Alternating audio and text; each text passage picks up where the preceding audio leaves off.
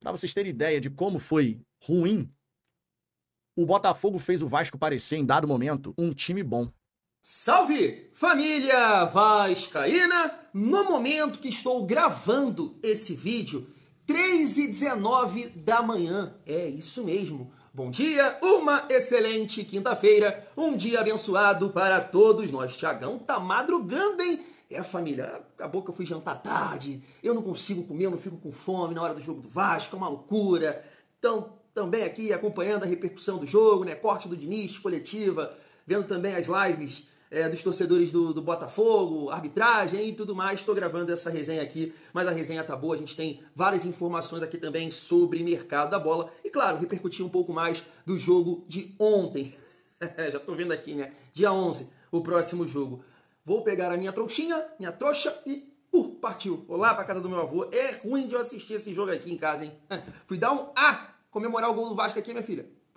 Costumo, né, gritar na frente dela pra não... Sabe, né, o vascaíno assistindo o jogo. Não tem um vascaíno calmo, sereno assistindo o Vasco. Não tem como, pô. Então eu não quero traumatizar a minha filha, até porque eu tô tentando, né, puxar ela pra cá. Difícil. Vamos conseguir. Família, como eu disse, né, a gente vai trazer aqui uma opinião de um torcedor do Botafogo. Até coloquei aí no início do vídeo, né? Um botafoguense também, acho que ele é jornalista também, o setor visitante, falando da penalidade, né? Eu tenho que ser sincero para vocês. Eu não tava achando pênalti, não tava, mas vou até passar aqui a imagem. Eu vi lá no Fui Clear.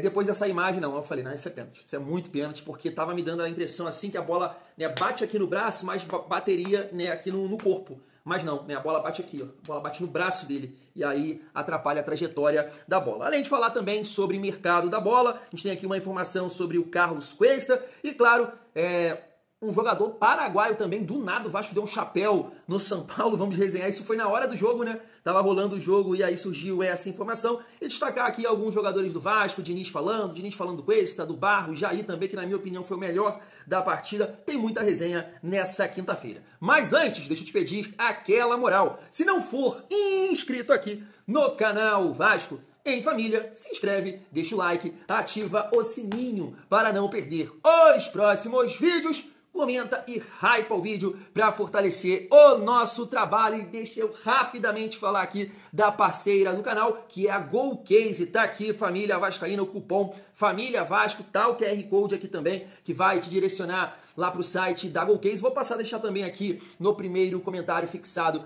o site. Você comprando lá aquele copo para tomar uma no dia 11, merece, hein? Merece. Pra gente comemorar essa classificação aí com um copo personalizado da GoCase, cupom Família Vasco, dando uma moral aqui pro Thiagão. Oh, que beleza. Capinha de celular, tem tudo lá, bolsa, mochila. Família, só produto de qualidade, muita qualidade. Estou muito feliz com essa parceria aí com a GoCase. Fortalece lá também o trabalho do Thiagão. Vai comprar...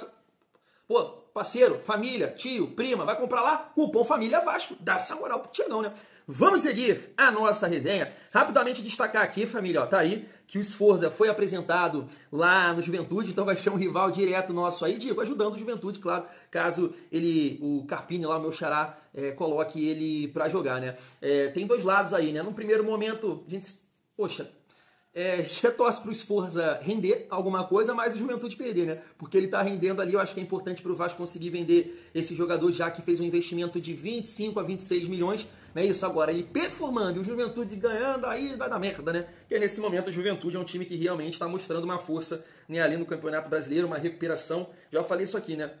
Dos 4 que estão no Z4 nesse momento, é o que tá ganhando força, né? Tá conseguindo respirar, tá ali tentando sair. Então o Sforza chega lá, a gente espera que possa ser nesse sentido. Até ajudar para conseguir vender ele futuramente. Mas o Juventude perdendo os jogos, né, família? Isso é importante, muito importante, por sinal. Daqui também, eu acho que pegou todo mundo de surpresa, porque foi no momento, né, do jogo ali, tava rolando o jogo, não sei se foi no intervalo que eu vi ou até antes, né? A galera pode ter visto essa notícia antes, mas tá aí, família, ó. Chegando no Vasco, o meia paraguaio Brian Granse, eu acho que é assim, 18 anos, é o novo reforço do Vasco. O time do Olímpia empresta o jogador ao Cruz Maltino por um ano, com opção de compra. O jogador estava acertando com o São Paulo, mas o Vasco atravessou o negócio. Ainda não está claro se chega para o profissional ou para Sub-20. O jovem tem 1,88 m de altura e já atuou no profissional do clube paraguaio. Jogador bem alto, né, para a função ali de meia armador. Está aqui também mostrando a postagem do César Luiz Merlo, confirmando essa negociação. Família, nem deu tempo assim de buscar mais informações sobre esse jogador, né? Depois vou pesquisar aqui. De repente é para o Sub-20 também, não sei, porque... né, não sei quantas partidas ao certo ele já fez no profissional do Olímpia. O São Paulo também, né, tem esse olhar aí para a base, de repente ia contratar um jogador, né, que tá tendo um esquema aí com o Marinakis também, em relação para potencializar a base lá do São Paulo. Então deve ser um jogador de potencial, traz para cá, né, não sei como é que vai ser essa situação. Ontem a gente viu, né, o Estrela entrar no jogo, gostei bastante, apesar de sentir ele um pouco ainda preso, né? O Estrela, eu sei que o Estrela não é tão rápido, mas há muito tempo, né, que ele não joga também. Teve uma lesão aí difícil, um pouco pesadão, mas tem recurso, tem qualidade. Gostei do Diniz, da coragem do Diniz colocar ele. Eu acho que o Estrela tem que até agradecer lá o Hugo Moura, né, que ele erra lá uma movimentação, né, acaba se enrolando, perde a bola, o Botafogo tem ali o contra-ataque e o Hugo Moura fez a leitura correta, né, um passe cruzado, ele deixa o pé e consegue cortar aquela bola. Eu acho que um jogador do Botafogo ia entrar na cara do gol, só finalizar, e aí ele já é merda, né? Mas gostei de ver o Estrela, né? Ele joga aqui na função de meio armador. A gente vai entender um pouco mais aí no decorrer dos dias qual é o plano, né? O planejamento do Vasco para esse atleta, família. Antes da gente falar aqui sobre o Carlos Cuesta, vamos trazer Fernando Diniz falando sobre o atleta. Tá na tela. Em relação ao Carlos Cuesta, é um jogador que a gente tinha indicado, estava esperando, foi muito bem avaliado por todo mundo, por todo o departamento. É uma contratação bastante criteriosa, um jogador de seleção colombiana, que estava jogando um time importante na Europa, no Galatasaray, e a gente tem muito otimismo com a vinda dele. Tá aí. Negócio fechado. Segundo o GE, o Vasco entrou em acordo com o Galatasaray e fechou nesta quarta-feira a contratação do zagueiro Carlos Cuesta. O colombiano chega por empréstimo de 1 ano e meio, com opção de compra, e vai assinar contrato até o fim de 2026. Chegamos a noticiar ontem que dificilmente o jogador chegaria por um empréstimo com opção de compra, mas, pelo visto, Admar fez um grande trabalho e trouxe o jogador sem que o Vasco tenha a obrigação de compra, né, nesse momento. E aí eu não sei, família, se isso abre ali um espaço, né, no orçamento para que o Vasco possa tentar a contratação também do Nathan Silva, né? Mas tá aqui, ó, o Vasco já trocou documentos com o Galatasaray por Carlos Cuesta. E assim, família, até pra gente trocar uma ideia sobre o gol que o Vasco sofreu, eu levantei isso ontem, né, no vídeo de pós-jogo, não sei se todo mundo acompanhou, né, porque a gente acaba postando o vídeo bem tarde, eu postei já era 00:30, né? Quando o jogo é tarde assim, complica o pós-jogo. Mas eu falei, o Hugo Moura, eu achei que o Hugo Moura foi muito bem no jogo, muito bem. Foi um erro em conjunto, né? A liberdade aqui, o cara mais uma vez, como foi o Bidu lá contra o Corinthians, e o Telles bate muito bem na bola, conseguiu achar o centroavante em movimento, né? Ele nem estava na grande área, ele vem, consegue fazer uma testada, e a gente vai falar também, testar bem, né? A gente vai falar também um pouco aqui se você achou falha ou não do Léo Jardim. Mas assim, é uma visão minha, tá? Que assim, pelada, eu acho que dá pra gente ter uma base. Quando você joga de zagueiro e joga de volante, na minha opinião, é totalmente diferente, mano. É totalmente diferente. Na zaga você tem que ter uma leitura, de volante você não é o último homem, você faz as coberturas, você protege ali a zaga, então como zagueiro você precisa ter um outro olhar. Então tu pega um jogador que, poxa, jogou praticamente a carreira toda, né, como volante, fez a base assim dessa forma, eu acho que não tem os macetes, as manhas, não tô dizendo que o cara que, poxa, jogou a vida toda na posição, ele não erra. Poxa, quantas vezes eu vi também jogar 2 zagueiros ali e determinado time tomar aquele gol ali que o Vasco tomou. Isso acontece. Mas eu acho, cara, que quando você vê o posicionamento do Hugo Moura, me passa essa impressão de ser um volante dentro da área. Ele não é um zagueiro. Porque eu tava até falando isso com um amigo. Quando o companheiro, né, acha que o Telles, família, ele já tem que fazer ali a visão, dar uma olhada para encostar no determinado jogador, no centroavante. Ele tava marcando quem? Tava marcando o espaço.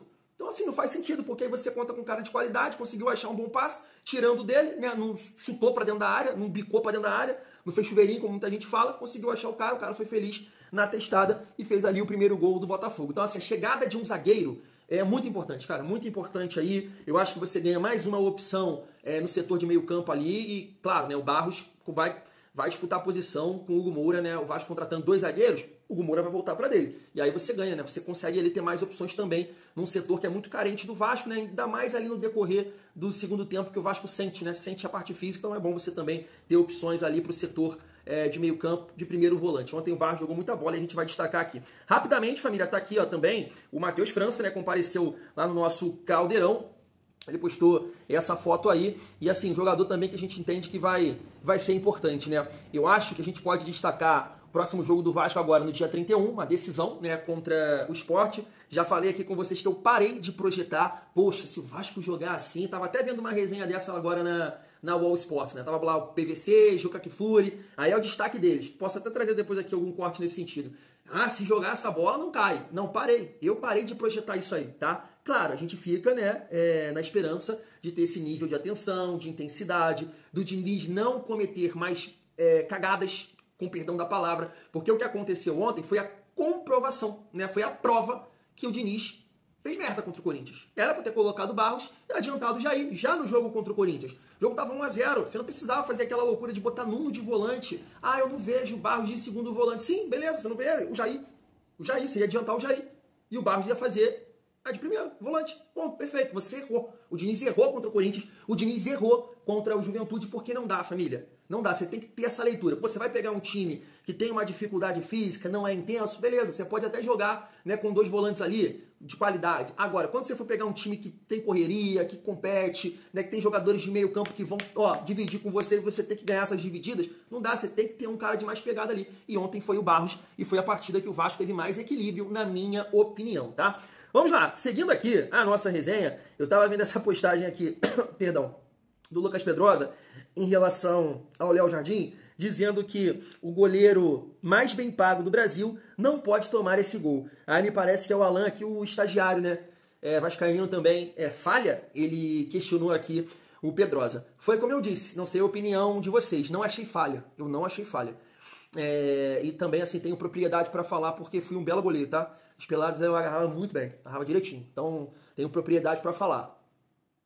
Não achei falha. Uma bola defensável, mas não é falha. Eu acho que, como eu disse, eu acho que ele escorrega ali, falei no pós-jogo, ele escorrega, né, quando ele firma o pé e aí não consegue o impulso direito para esticar e fazer a defesa. Seria difícil, não seria fácil, tão fácil assim, mas, poxa, não foi falha de forma nenhuma, mas acho que era uma bola defensável. Queria saber a opinião de vocês. Seguindo aqui a nossa resenha, para a gente entrar no assunto, o jogo de ontem, né, contra o Botafogo, queria rapidamente trazer essa visão aqui dos torcedores do Botafogo, um falando sobre o confronto, sobre a postura do Vasco, a atuação do Botafogo, e o outro também falando sobre o erro de arbitragem ontem, né, do Daronco. Olha só. Enfim, isso é o estilo do Daronco. Muito irritante. Eu não achei falta o lance do gol do Vasco, não, tá? Não foi falta, não. Não achei falta, mas foi pênalti loucura do Marlon Freitas. Se fosse contra o Botafogo, eu ia estar aqui revoltado e eu não posso, né, chegar assim, não. Se tiver, por exemplo, Abel Ferreira é o rei disso. Quando marca alguma coisa contra o Palmeiras, ele fica puto, dá chilique, é expulso, xinguado. Quando acontece uma coisa a favor do Palmeiras, ele vai pra coletiva e age como se nada tivesse acontecido. Não vi nada. Excelente atuação do árbitro. Pra mim, foi pênalti loucura. Por que eu tô falando que foi pênalti loucura? Porque se fosse contra o Vasco, se fosse a favor do Botafogo, eu ia estar aqui reclamando, falando que foi pênalti. Na transmissão, antes de ver essa imagem que a gente viu agora há pouco, né, que foi que me convenceu que foi pênalti, antes da transmissão, durante a transmissão, pelos ângulos, pareceu o Marlon com o braço muito assim, né, tipo asinha de frango, né? Mas tem um ângulo que mostra o braço aberto, flexionado, pelo menos, né? Glorioso. Começou até nos primeiros 10 minutos ali se impondo, conseguiu criar 2 situações, as 2 com o Arthur Cabral, uma delas sai o gol. A gente, portanto, abre o placar cedo, joga um balde de água fria para cima da torcida do Vasco. Mas depois disso, um absoluto nada. Para vocês terem ideia de como foi ruim, o Botafogo fez o Vasco parecer, em dado momento, um time bom. Esse foi o nível. Esse foi o nível. Foi tão ruim, mas tão ruim, que quando volta, por exemplo, para o segundo tempo, nos primeiros 10, 12 minutos da segunda etapa, o Vasco estava amassando o Botafogo. O John precisou fazer 3 intervenções importantíssimas, teve bola no travessão, e a gente simplesmente não conseguia se encontrar. Simplesmente, a gente não conseguia se encontrar. O Botafogo fez uma partida onde, novamente, a sua saída de bola foi muito aquém do que deveria ser. Erros de saída de bola em profusão. E não especificamente de um atleta. É bom a gente destacar isso. Erros variados. Ora foi o John, Ora foi o Barbosa, ora foi o Marlon, ora foi o Danilo, ora foi o Vitinho. Teve de tudo um pouco. A gente toda hora errava uma saída de bola. O que não é novidade, diga-se. Não é novidade. Isso já vem acontecendo em outros jogos. Hoje só foi mais um exemplo. Chutão pra frente, à torta e à direita, porque sentindo dificuldade para sair jogando, qual é a alternativa que os jogadores acabam adotando? Bola lá na frente. Estica essa bola lá na frente. Em dado momento, a partida, ela ficou com o mesmo desenho. O mesmo desenho que teve contra a LDU, lá em Quito. A altitude de São Januário teria feito mal aos nossos jogadores? Brincadeiras à parte, a gente precisa corrigir isso. E quando eu digo a gente, logicamente eu tô falando da comissão técnica. O David Ancelotti, ele precisa melhorar vários aspectos da equipe, não é uma coisinha ou outra. Vários aspectos do nosso jogo precisam evoluir. O time do Botafogo, nesse momento, se você pegar alguns jogos que a gente já viu sob o comando do treinador, a sensação que a gente acaba tendo é que o time tá involuindo, ao invés de evoluir. Aqui, né? Pegou aqui, ó. Pênalti, mano. Pênalti. Eu tava até trocando uma ideia com um amigo, Mal, mandar um abraço pra ele, lá de Juiz de Fora. Falei assim, poxa, Mal, assim, não tô querendo ser polêmico não, mas eu não achei pênalti não, irmão. Não achei. Na transmissão também não achei. Foi até o que o botafoguense aí falou. Achei que a bola pega aqui, então dá a impressão que a bola ia vir no peito dele. Só que por essa imagem não tem como, né? Tá muito claro aí que a bola bate realmente aqui no braço, passa na mão, né? Bate na mão e vem aonde? Aqui. O braço tá aberto. Isso é pênalti. Isso é muito pênalti.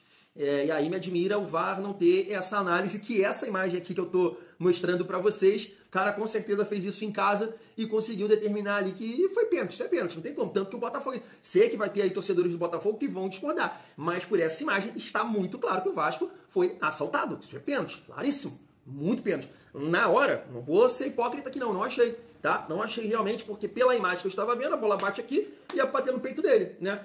Foi até uma justificativa do jogo contra o Fluminense, lembra? Que a bola bate no braço do Manuel e aí eles também alegam isso, que ia vir no peito dele. Eu tava achando exatamente isso, ainda mais ali na velocidade do lance. Agora, com essa imagem aí, eu acho que foi até a que eles viram também, né? Tá muito claro que foi pênalti e o Vasco foi muito prejudicado no jogo de ontem. E assim, em relação ao Botafogo, a gente trocou muita ideia aqui sobre isso, lá no grupo de membros também, né? Muita gente, caramba, vai dar merda, e uma outra galera confiante, falando assim, pô, não é isso tudo. E repito aqui, família, a minha preocupação em relação ao Botafogo sempre foi a intensidade do jogo, deles terem jogadores mais físicos. Ontem, o treinador deles optou por 2 centroavantes, e aí colocou o Montoro por aqui, o Arthur por aqui, ficou meio que um buraco ali no setor de meio campo. Eles não têm tanta velocidade na frente, né, digo os 2 centroavantes ali, Cris Ramos e o Arthur, tem força, tem altura, né, para o Botafogo explorar essa bola aérea que em uma jogada eles aproveitaram. Então até acho que essa forma de jogar do Botafogo acabou ajudando a gente, né? O Vasco conseguiu dominar mais as ações ali no setor de meio campo, porque eles estavam com jogadores abertos, só os 2 volantes aqui. Então o Jair conseguiu, né, ter dinâmica, ter espaço para jogar, o Barros protegendo e o Jair adiantando um pouco mais. Acho que o Coutinho também teve uma movimentação interessante, foi o que eu disse, né, com vocês no pós-jogo. Espero muito mais do Coutinho, mas foi uma boa atuação. Um cara muito mais atento no jogo, participativo do que foi contra a Juventude e contra Corinthians. E aí ele brinca aí, né, que o Botafogo fez o Vasco parecer um time bom. Eu sei que o último período que o Vasco teve para trabalhar, a gente não voltou bem com o próprio Botafogo. E aí é uma coincidência, né, que agora o Vasco joga no dia 31, não sei se eu já falei isso aqui, família, se eu falei, perdão, e volta a jogar no dia 11 contra o Botafogo. Não é isso? Me corrijam aí se eu estiver errado. Então você vai ter um período ali de data FIFA interessante, por quê? Para tentar colocar essa galera para roubo, né? Registrar aí o Carlos Cuesta e tudo mais, e nesse período entrosar, eu sei que não é tanto tempo assim, né? Mas tentar entrosar, ou até mesmo você trabalhar opções, variações para o decorrer dos jogos. Então a gente vai ter o Matheus França, o Robert Renan, Carlos Cuesta, e o Vasco está tentando, né, claro, o Nathan Silva, melhor dizendo. Então acho que a chegada também desses jogadores, né, pode auxiliar nesse sentido, porque eu estava acompanhando até um outro canal do Botafogo, do TF, e ele comenta lá, né, poxa, caraca, a gente não aproveitou, o Vasco cansa no segundo tempo, o Vasco sente, e de fato sente, tanto que eu estava aqui novamente, o Diniz gritando aqui, minha filha até ficou assim pra ele, o Diniz fica berrando, eu falei, cara, o Diniz vai assustar minha filha aí, tá, que é isso, Diniz?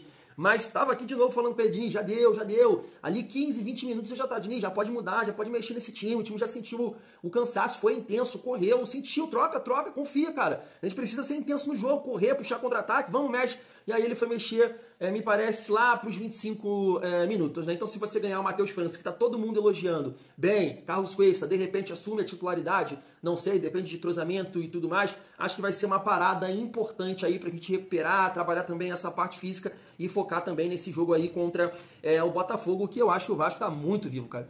Muito vivo, o Botafogo não tá bem, claro que também, né, o Botafogo vai ter esse período para tentar evoluir. Mas quem acompanhou o jogo contra a LDU, que o Botafogo fez um gol ali, sei lá, né, muito rápido, mas depois a LDU conseguiu, né, se estabelecer, teve chance de empatar. Eu vi o Rizek falando que a LDU até mereceu ali um melhor resultado, e entendo que foi nessa questão de ser intenso, né? Os times lá do Equador são muito fortes nesse sentido, fisicamente falando. Então já é um jogo que você vai ter um período ali para trabalhar, visando esse confronto contra o Botafogo, já um time, na minha opinião, de mais mobilidade, sem o Verratti. Eu não escalaria o Verratti de forma nenhuma nesse jogo contra o Botafogo. Acho que a principal característica do Verratti, claro, ele pode jogar, ele pode marcar um gol de cabeça, de bola parada, acertar um cruzamento que ele conseguir ali, né, guardar, é a especialidade dele, mas o Botafogo é muito forte nesse fundamento. A gente viu, o Caio é alto, sobe bem, né, tem uma boa impulsão.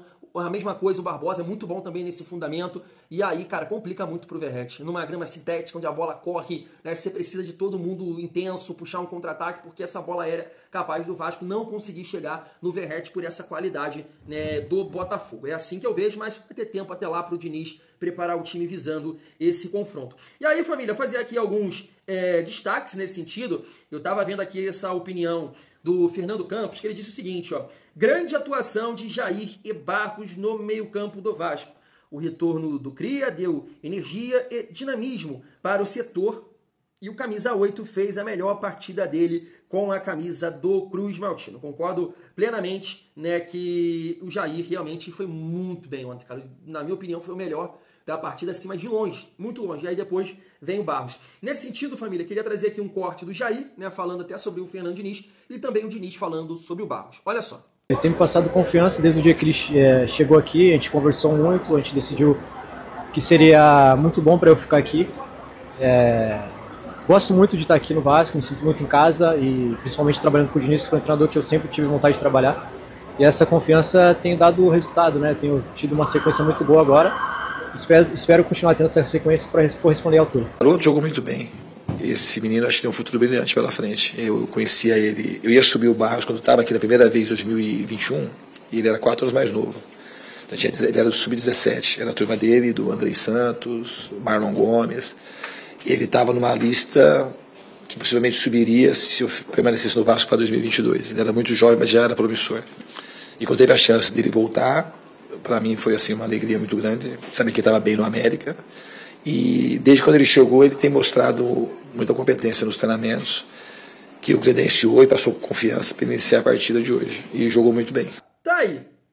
Família, falando sobre o Jair, eu acho que, poxa, ninguém questiona, né, o talento do Jair. A gente sempre pontuou a questão da intensidade, né, da dinâmica ali no meio campo.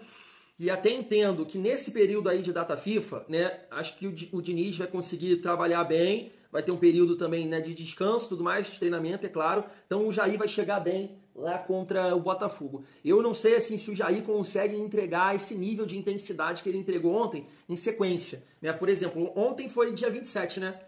Aí com certeza o dia 28 ali para recuperar, 29, 30, 31, questão de viagem e tudo mais para a gente jogar contra o Sport. Então é um período curto, né, de recuperação, e a gente sabe que a parte física do Jair é o problema. Com a bola no pé, não, é isso aí. Tem muito recurso, tem muito talento, e ontem foi o melhor da partida, na minha opinião, tanto que ganhou, né, o prêmio. O Diniz falou sobre isso, né, foi muito merecido. E em relação ao Barros, foi o que eu já comentei aqui, né, no decorrer do vídeo. O Diniz ontem, ele assumiu uma merda que ele fez no jogo contra o Corinthians. Ainda foi numa coletiva justificar uma loucura.